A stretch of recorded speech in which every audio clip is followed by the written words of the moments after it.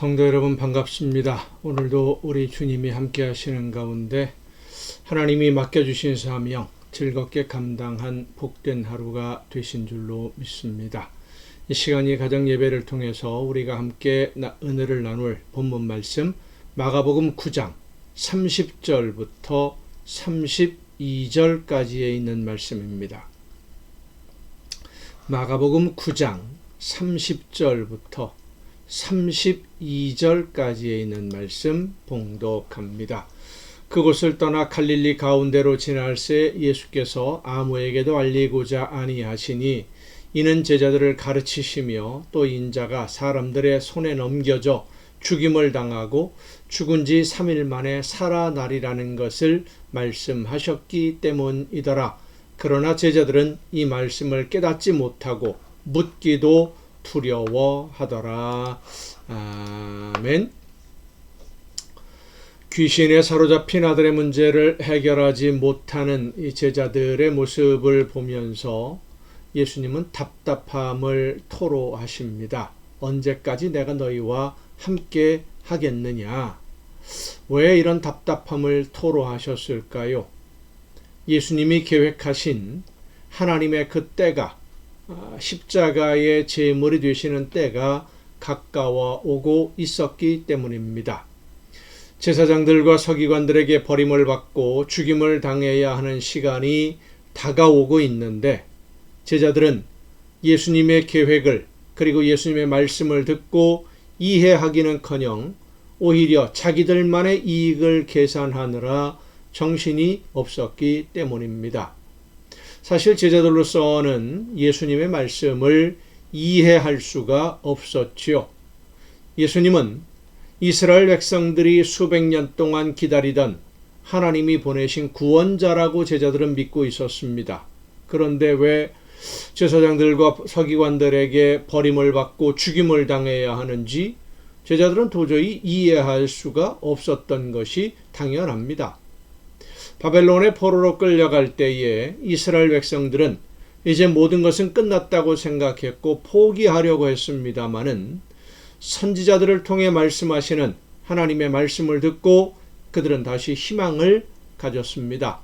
비록 하나님의 말씀을 듣지 않고 우상 숭배에 빠져서 하나님을 떠나고 배반함으로 징계를 받고 포로로 끌려가는 아픔을 겪게 되었지만 회개하고 하나님의 말씀에 순종하면 하나님은 구원자를 보내주셔서 이스라엘을 다시 회복시켜 주실 것이고 다윗의 후손으로 오시는 그 메시아가 이스라엘을 회복했을 때 세상 모든 나라의 왕들이 예루살렘에 와서 경배하며 섬기게 될 것을 말씀해 주셨기 때문에 그들은 희망을 포기하지 않았습니다. 그리고 실제로 페르시아가 성경에 바사라고 되어 있는데 이 페르시아가 바벨론을 무너뜨리고 제국을 건설했을 때 페르시아의 왕인 고레스가 이스라엘 백성들에게 고향으로 가서 성전을 건축하라 라고 하는 명령을 내립니다.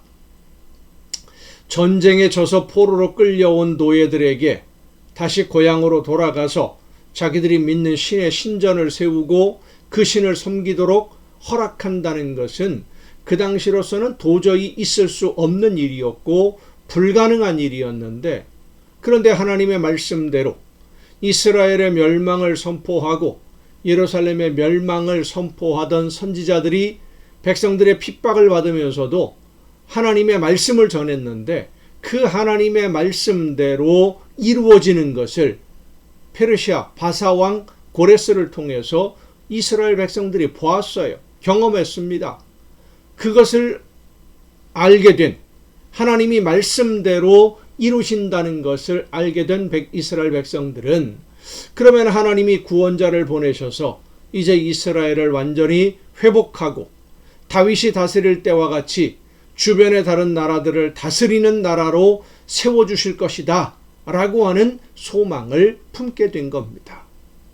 그렇게 기다리던 메시아 구원자로 예수님이 오신 것이라면 제사장들이나 서기관들이 앞장서서 예수님을 환영하고 예수님의 말씀을 듣고 예수님이 지시하는 대로 따라 협력하고 함께 힘을 모아서 이스라엘 나라를 회복하는 데 동참해야 될 텐데, 그 제사장들이나 서기관들이 왜 메시아인 예수님을 죽인다는 것일까? 이건 도저히 제자들로서는 이해할 수 없는 말씀인 겁니다.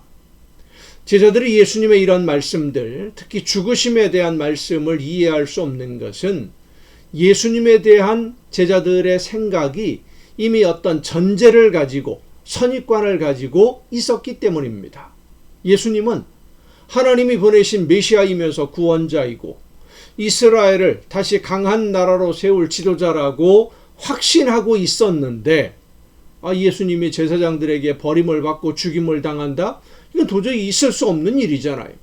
메시아를, 우리 백성을 구원할 메시아를 죽인다? 제사장들이, 지도자들이? 이건 말이 안 되는 얘기지 않습니까? 그런 말이 안 되는 상황을 예수님이 말씀하시니까 이건 도저히 있을 수 없는 일이다. 이런 생각을 할 수밖에 없었던 겁니다. 제자들로서는. 그런데 거기에 예수님은 한 가지를 더 말씀하십니다. 죽임을 당하고 사흘이 지나면 다시 살아날 것이다. 이스라엘 백성들이 그토록 기다리던 하나님이 보내신 구원자를 죽인다는 것도 이해가 안 되는데, 죽은 사람이 다시 살아난다? 이건 더 말이 안 되는 겁니다. 그래서 제자들은 예수님의 말씀이 무슨 뜻인지 이해하지 못했고 또 깨닫지도 못했지만 예수님에게 그 말씀이 무슨 뜻인지 물어볼 엄두도 내지 못합니다. 이 질문이라고 하는 것이 그렇습니다. 내가 무엇을 모르는지 알아야, 어떤 것은 알고 있는데 어떤 것을 모르는지, 모르는 것을 알아야 질문을 할 수 있는 것인데, 무엇을 모르는지도 모르는데 무슨 질문을 할 수가 있겠습니까? 제자들이 지금 그런 상황인 거예요. 이 제자들은 예수님과 함께 지내면서 예수님을 더 깊이 알아가고 예수님의 말씀을 듣고 이해하는 것이 아니라 예수님을 점점 더 이해하지 못하고 예수님의 말씀도 알아듣지 못하고 그러면서 자기들만의 생각에 점점 더 깊이 사로잡히는 모습을 보여줍니다. 그러니까 이 제자들은 예수님이 하시는 모든 말씀들을 말씀 그대로 듣고 이해하고 예수님의 말씀의 의미를 깨닫고 받아들이는 것이 아니라 자기들의 생각을 기초로 예수님의 말씀을 자기들의 생각으로 해석하고 자기들만의 방식으로 예수님의 말씀을 이해하려고 하니까 예수님이 계획하시는 일과 그 말씀에 가까이 가지를 못하고 오히려 그 중심에서 점점 더 멀어지는 듯한 모습을 보여주고 있는 것입니다. 성도 여러분, 선입관이라고 하는 것이 이렇게 중요합니다. 오늘 우리가 예수님을 믿는 신앙생활에 있어서도 이 어떤 생각을 가지고 어떤 목적으로 예수님을 믿느냐, 믿음이라는 것의 본질이 뭐냐라는 것에서부터 우리는 올바르게 출발해야 됩니다. 잘못되었으면 다시 출발해야 되는 거지요. 예수님을 믿는다는 것은 예수님이 나를 대신해서 죽으셨다는 것만 믿는 것이 아닙니다. 내 죄를 용서받고 부활해서 하나님의 나라에 간다, 구원받는다, 그것만 믿는 것이 믿음의 전부가 아닙니다. 예수님을 믿는 것은 예수님의 뒤를 따르는 겁니다. 예수님처럼 사는 거예요. 예수님의 뒤를 따른다는 것은 예수님처럼 하나님이 맡기신 사명을 감당하는 겁니다. 사명을 감당하기 위해서 오늘을 사는 거예요. 결국 신앙생활은 하나님이 나에게 맡기신 사명을 감당하는 생활, 그것이 바로 신앙생활입니다. 나에게 말씀하시는 모든 하나님의 말씀은 우리가 예수님의 뒤를 따르는 길, 그 방법을 말씀해 주시는 것이기 때문에 하나님이 지금 나에게 어떤 삶을 살기를 원하시는지를 말씀해 주시는 것으로 들어야 됩니다. 이 신앙생활의 출발점, 믿음이라는 게 도대체 뭐냐? 여기에서부터 우리의 신앙을 다시 한번 돌아봐야 됩니다. 믿음이 무엇인지, 신앙생활의 원칙이 무엇인지, 우리의 신앙생활의 목표가 어디에 있는지를 다시 한번 생각해보는 여러분 모두가 될 수 있기를 간절히 바랍니다. 기도하시겠습니다. 오늘도 크신 사랑으로 저희들을 인도해 주시는 아버지 하나님, 말씀을 듣고 영이 회복되어서 하나님이 원하시는 뜻이 무엇인지를 깨달아 알게 하심을 먼저 감사드립니다. 하나님이 원하시는 뜻을 깨달아서 예수님처럼 하나님이 원하시는 뜻을 온전히 이루기 위해 순종하는 삶, 예수님의 뒤를 따르는 우리 모두의 복된 신앙생활이 되게 하여 주시옵소서. 이 모든 말씀을 예수님의 이름으로 기도하옵나이다. 아멘. 여러분 오늘도 수고 많으셨습니다. 내일 또 정한 이 시간에 이 가정 예배를 통해서 여러분 모두 함께 다 같이 만날 수 있기를 바랍니다. 내일 뵙겠습니다.